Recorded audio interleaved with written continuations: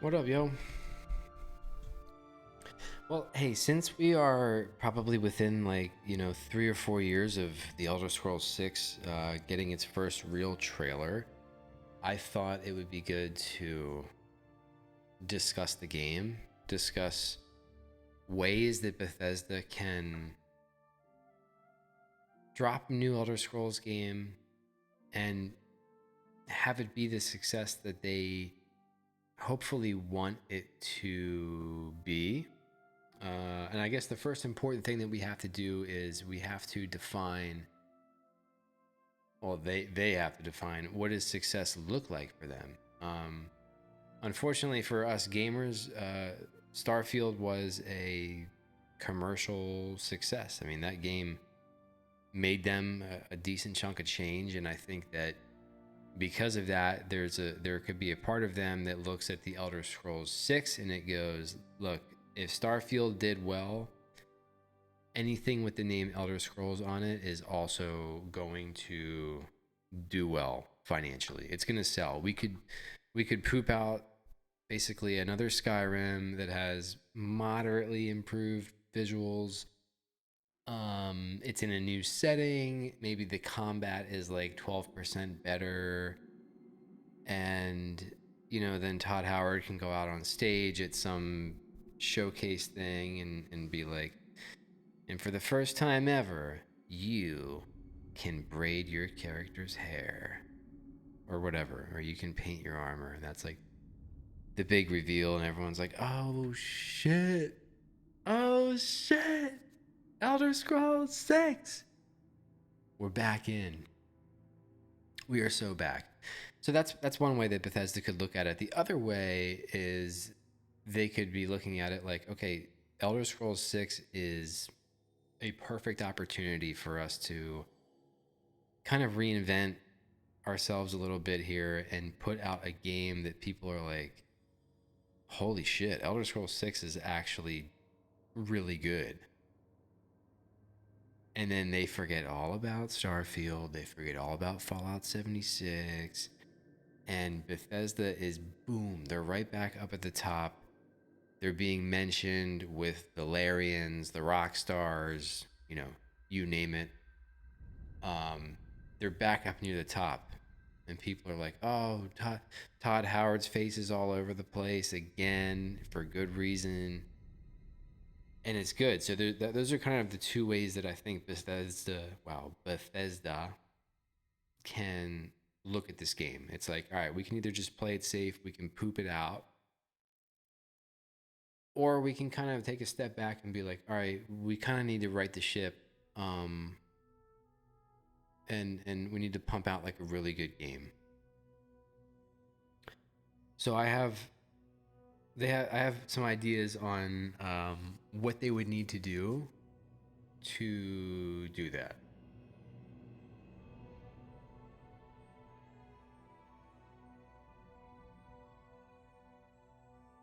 Oh wait, I never did my music.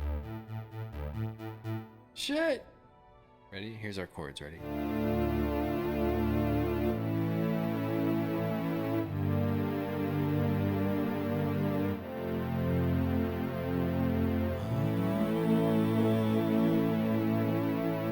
Video games.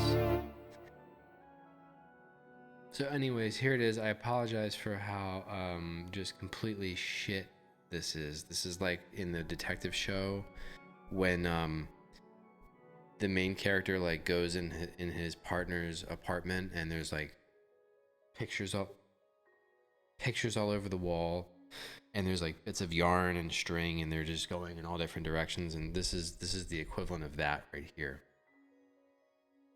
So number one, the number one thing that Bethesda would have to do is they would have to take some risks. They would have to, like I said before, like you almost have to like rip the machine apart, and you're gonna have to build a new one. Otherwise, you're just gonna keep like pooping out games that like they just feel like I don't know, like a reskin. I played Starfield for probably like 5 hours, and it felt like I don't. It felt like they took like Fallout 4, and it's like they took the same Play-Doh, and then they tried to like make it into like No Man's Sky, while taking out like everything that made No Man's Sky cool. And then they just like, slapped on like, here's how we do characters, and here's a Bethesda plot line, and here's Bethesda combat, and all that. And it was incredibly uninteresting. But I think if Starfield came out in like 2010, it would have been perceived better. It's just when you push out that type of game nowadays, people are just like, yeah, I just don't care. It was just nothing engaging. So they're gonna have to take risks. And here's my big risk idea. If I was calling the shots at Bethesda, I would say we are going to make a true like RPG sandbox where we're putting the onus in the player's hands to say, just go make your own adventure and have fun. We've built this incredible sandbox for you to just go ham crazy in. And I think the way that you do that is you just get rid of the idea of a main plot. There's no hero of Kavach. There's no Dragonborn. There's no Chosen One. There's none of that. And I am pulling that inspiration from a Skyrim mod, Alternate Start. And for those who are not familiar, Alternate Start is a mod for Skyrim where you can just forego the scripted introduction to the game where you're like the chosen one, you're on a cart. You just don't have to do it. You can pick from a list. It's like, I want to be camping in the woods. I don't want to be in a combat. I don't want to be in a combat right now. Here we go. You could be like, I just want to be in the woods, or I want to be a necromancer, and I start in a cave. And it just like, I love it, because, when you play a game like Skyrim like 15 times, you just get tired of seeing the same intro. Nobody wants to see it. You just want to skip through it. You just want to freaking start the game and go do whatever the hell you want to do, right? It's an RPG. You want to be in control of your character. And I'm just thinking in 2025, maybe the idea of like the game kind of telling you, here's who you have to be every time you play the game. Maybe you just get rid of it. You just don't need to be the main character or the hero. And so I fall back onto like creating a character in D&D. Like, what are the 3 pillars of making a character in Dungeons and Dragons? It's you pick your race. Well, they don't call it race anymore. You pick your class, right? That's going to govern basically how you play the whole game. And then you would pick your background in D&D. And your background is just going to give you stat bonuses, and it's useful for like tying in from a narrative perspective, right? So what I'm thinking is that Elder Scrolls 6, you boot this game up and you immediately just, when you hit new game, you go right into character creation. That's it. There's no like intro, there's no cutscene, there's nothing. It's just, you go right into creating your character. And when you go to pick your background dictates what your plot is. So you're scrapping the need to dedicate resources to making this whole epic main quest plot line that's got cutscenes and writing, and it has to feel like the most epic, beefy part of your game. You just get rid of it and you reinvest those resources into, let's say arbitrarily, let's say that there's 6 backgrounds that you can pick from. So they have to make essentially 6 guild-sized quest lines. I have some bullshit ones just thrown over here. You could be a criminal, where it's like the ultimate heist quest line where you start off, you go from rags to riches. You start off in like the most populated, biggest city on the map, and you kind of go through a whole quest line where it's like, we're gonna rob the rich people, right? And if I pick criminal, I don't get access to any of these other ones. Okay, how do you increase replayability in a game? Well, you can have different builds, right, in terms of like how you fight and things like that. But the other way is that you lock players out of things. Like, that's something that I think is like a sneaky good part of a lot of the FromSoft games, like Dark Souls, most recently Elden Ring, is like when you think about all of the like the well, those games are an edge case, right? When you think about all of the side quests in those games, they're like incredibly easy to miss or screw up unknowingly. I'm talking about, like, let's just say Elden Ring. There's so many side quests and little plots that you could just either entirely miss outright, or if it's like, if I do this action in the game, all of a sudden, like, this side quest is now no, like, I can't even do it because of my actions in the game. I think that's fine. I think it's completely fine to lock players out of content in a playthrough and have the game be a bit shorter so that when you beat the game, you go, oh, I want to play again as a new character. And like, then I'm going to go see this stuff that I didn't get to see. That's how you increase replayability. So like when you picture like this game launching, the first few weeks, like, oh, I get the game, I play as a hunter, right? Let's say I'm a hunter and there's a there's a something wrong with nature quest line. And I'm doing it and I'm playing the game, and then I'm talking to my buddy and I'm like, dude, yeah, so I was doing this and this happens, and they're like, oh man, I was the pirate. Like, I don't even know what the fuck you're talking about. And you get that kind of like that connectivity with friends and other players, people online, where it's like your experiences can be so different throughout a playthrough. And there's not like, it's not like Baldur's Gate 3 does a really good job of this, where I think I've played through that game maybe like 3 or 4 times now.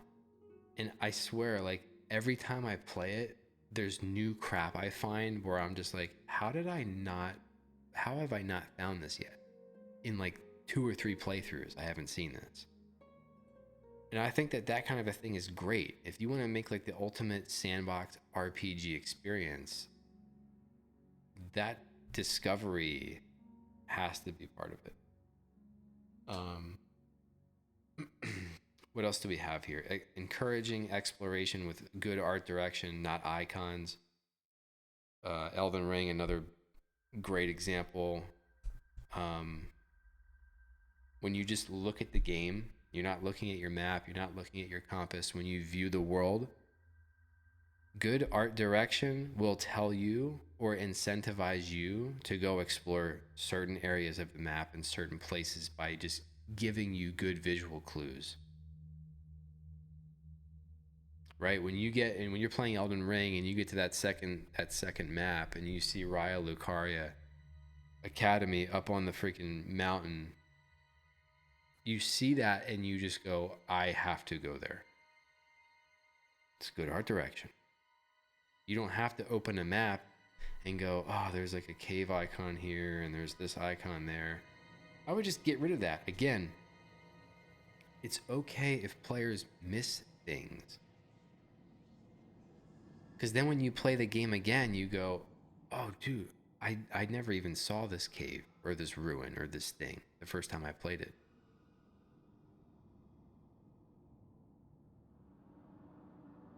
Let there be mystery. Let there be things the player can miss. It's totally fine. Let's see here. Yeah, beef up the guilds, make those advancements matter. Let the progression of that quest line impact the world. So we can, and I'm going to talk, I think, a little bit later. I wrote down that I think the amount of guilds can be kind of honed in. Like, I don't think you need a fighters guild anymore. I would go mages. I would go thieves. I would probably go Dark Brotherhood. And if we stick with the Elden Ring analogy, a lot of the side plots in Elden Ring end up weaving back into the main plot. So if you think about like Ronnie the witch, or if you think about I can't think of the name, the chick who needs like the shabriri grapes that leads you on like the madness side quest, like those things all come weaving back in to affect the ending of the game. Cyberpunk does a really good job of that, where it kind of weaves in those character side quests into the main plot. Baldur's Gate 3 does a really good job of this. I think that would be really cool to kind of see the guild quest lines feel less isolated. And maybe the way that you do that is they're just tied to a background. I don't love the idea off rip, but you could do that where it's like, oh, if I play the game as the mage background, I am in the mages guild. And your quest line is becoming the head of the mages guild. Which means if I pick like criminal, I don't get access to it. It's an idea. I don't love it, but it's an idea. Let's keep moving here. This is more gameplay focused, obviously, but maybe you can have some survival elements, things like hunger, rest, injuries. That is a big risk because those kind of elements in a game, I think, easily turn off a decent chunk of your player base. People that are just like, I'm not here to play that kind of a game. I don't want to deal with that shit. But the thing I like about it is this idea of make the game about the journeys and the quests, taking inspiration from something like Lord of the Rings, where it's like, man, it would be cool if like that journey to the top of that mountain where I can just vaguely see this castle or this thing, like this idea that like that journey is an entire adventure in and of itself. Whereas like if I just play Skyrim and I just want to go, like I want to get to that castle, you basically just run there. And then eventually you get there and you're like, okay, cool, I'm here. But it would be fun if that was a gameplay loop. And for whatever reason, I'm thinking of like Death Stranding. Not that it's similar in any way, but at least with that game, when you're hauling all that cargo, you're looking at your environment, you're looking at the terrain, and you're thinking to yourself like, all right, how am I going to do this? How am I going to get from A to B? And I enjoyed that part of Death Stranding. I'm sure most people probably hated it because everyone's like, oh, it's a UPS simulator or whatever. But I enjoyed it because it just felt different and new, where it's like, oh, like this is the challenge. This is like the gameplay. It's like, how do I just get from A to B? So it could be cool in a game like Elder Scrolls 6 where it's like that preparation, where it's like I gotta get from the town to the top of the mountain, and I can't just like sprint there, right? There's gonna be a bit more to it than that. Yeah, making it feel perilous to venture into the mountains to find the dungeon, where it's like you kind of want that risk, where it's like Lord of the Rings, right? When they go into Moria, it's that feeling of like there needs to feel that tension and that weight of that decision, where it's like, do I risk like, just picture this. Picture you're trying to get from one city to another. You're trying to discover the best route there. You end up in some mountains, taking some old abandoned pathways, and you end up finding like, a cave doorway that's like adorned with like human skulls or something, where you're just like, I don't know if I should go in there. And you're low on resources, and it's like, do I risk it? Do I risk it? Like that. Right now in like Skyrim, like that there's no real risk with that. You just do it. I think these things we just talked about tie into this idea of like, yeah, maybe a little bit less arcadey. And you're gonna lose audience. You're gonna lose that mainstream. In my head, an IP like Elder Scrolls is like it's like the Call of Duty, right? Of like RPG, where you're gonna get like this big broad net of people that love it.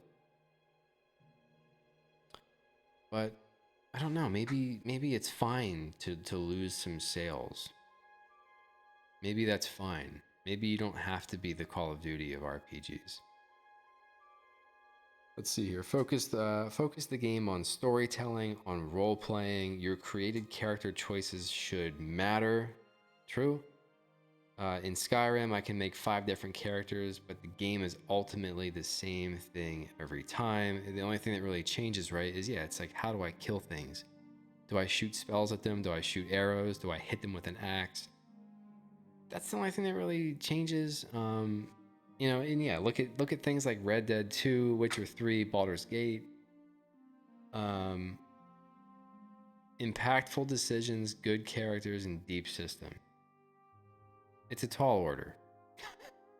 It's easy to sit here and go, oh yeah, just make it like these. But I think that is what. I mean, Baldur's Gate 3 is the one that's freshest in my brain, where it's like, yeah, I mean, there's so many examples in that game where, your decision making just has ripple effects. Like I always think of like the what is her name? Aunt Nettie or Auntie Nettle, the hag. Like I think in like 3 playthroughs, like the way that hag interweaved in my narrative all the way into Act 3, like changed every time I played it, where I was like, oh, I didn't even know she could show back up in Act 3 if I don't do this in Act 1. Like all that kind of stuff. Like it is really neat. So yeah. 2, take inspiration from the Skyrim mods. What is this? Druids. This is like the ramblings of a madman. It's got nothing to do with druids down here, bro.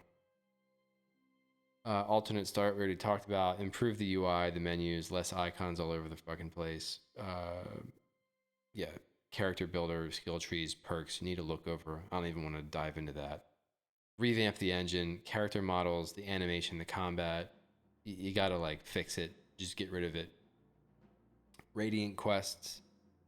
I would just get rid of them. Even games that do them fairly okay well, like Red Dead 2, that was kind of praised for its like those spontaneous, just random little like quests where it's like, oh, there's a dude on the side of the road and he's trying to fix his horse's hoof and he gets kicked in the head and dies. Like I think the last time I played that game, I saw that scene like 9 different times though. It was just like, all right, I get it. This is like a blue sky. Imagine there's no loading screens, right? That's like always been a thing where it's like a seamless game. This one's really important though. Don't favor quantity over quality. Just like Baldur's Gate 3. Yeah, it's like, do I even need the map to be the same size as Skyrim? No. You can go smaller.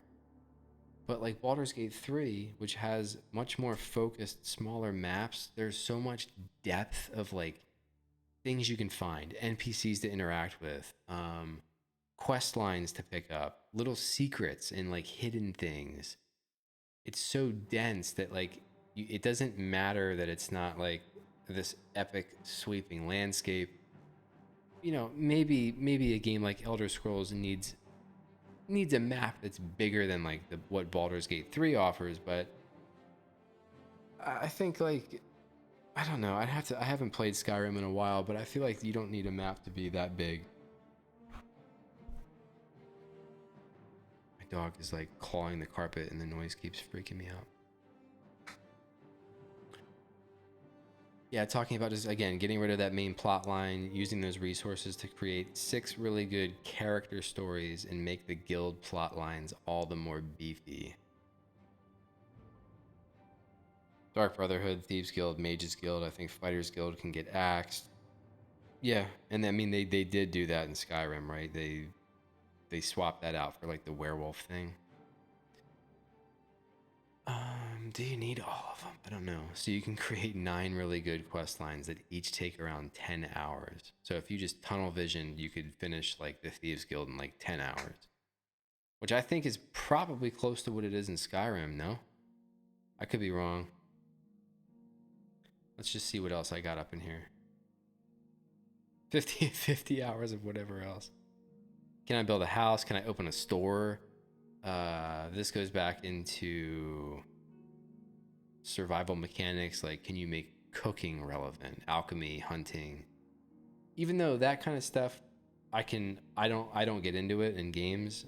Um, but I can recognize when it's done well. I think like alchemy and I mean hunting in Red Dead 2, obviously, but the alchemy in Kingdom Come Deliverance 2 is like super involved. It's a turn off for me, but maybe you find like a halfway point.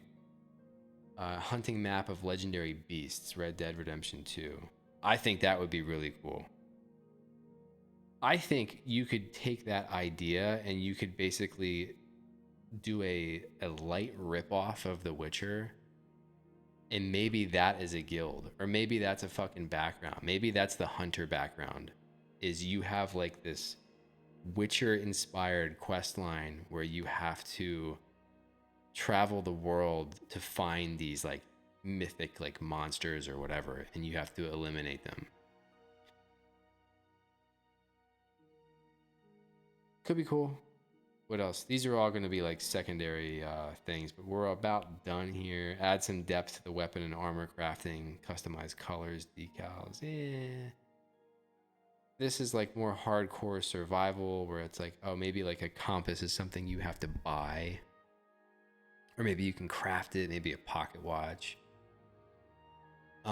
This one's interesting. Is there a way to have a you build the map system where you have to name locations, or you could seemingly custom draw stuff on the map? A lot of the things are already named, but you can name them differently. Yeah, that's like a hardcore survival like sim type of mechanic, but it would be cool if it's like maybe the map that you start the game with is like pretty barren. Um and they have some sort of system where you can like mark things. I don't know. I'm just throwing shit out there. Boats, maybe a larger ocean quadrant, and or maybe there's like a river system where you could travel via canoes. Um